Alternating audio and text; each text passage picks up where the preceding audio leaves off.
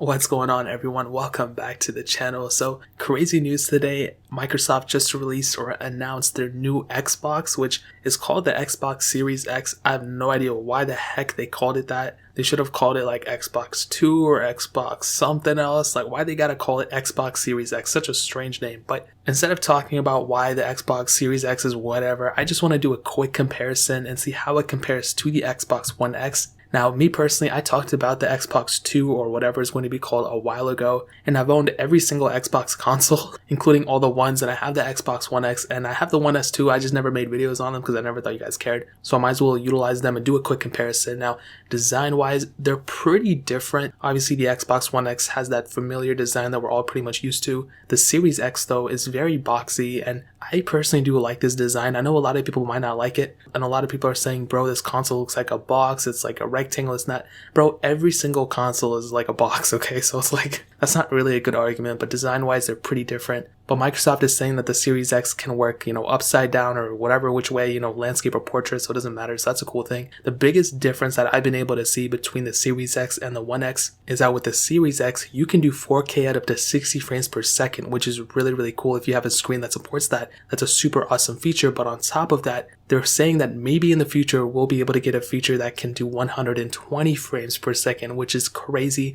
And also potentially the release of 8K games in the future as well. So once those games become popular and, start taking steam, you'll be able to play these games in 8K, which is awesome. And that's a humongous advantage over the Xbox One X, which we can only really do 4K right now. Maybe in the future, I don't know, maybe they can add a feature, probably not, but the Series X will have that capability, which is awesome. In terms of speed, this is pretty much the specs, and I'll kind of go into it a little bit more in detail. Obviously, nobody's played with the Series X yet, so we don't know, but these are all kind of just a quick comparison of bird's eye view type of thing. The Xbox One X is an octa-core CPU. Those cores are clocked at 2.3 GHz, where the Xbox Series X is also an 8-core CPU, but those cores are clocked at 3.5 GHz, so a little bit higher, which is a super cool thing. That's an awesome advantage. Ultimately, they're both very fast performing devices, but Microsoft, some people or spokesmen of Microsoft are saying that it could potentially be 2 times more powerful than the Xbox One X, which is pretty crazy. There's also been an update to the controller itself. There's a dedicated share button on it, which is really cool, so you can share screenshots or moments within the game, which is awesome.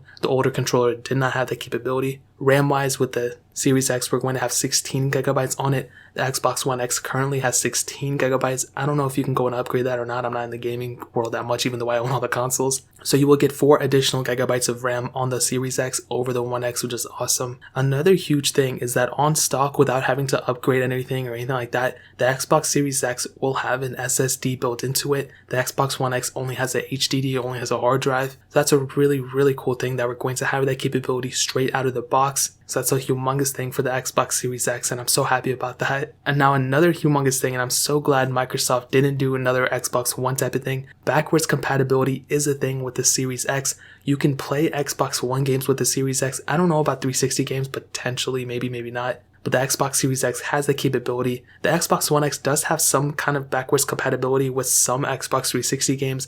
Not all of them. There is a list of ones that are supported. But with the Xbox Series X, you do have that capability, which is an amazing feature. So those are the main things I wanted to hit on.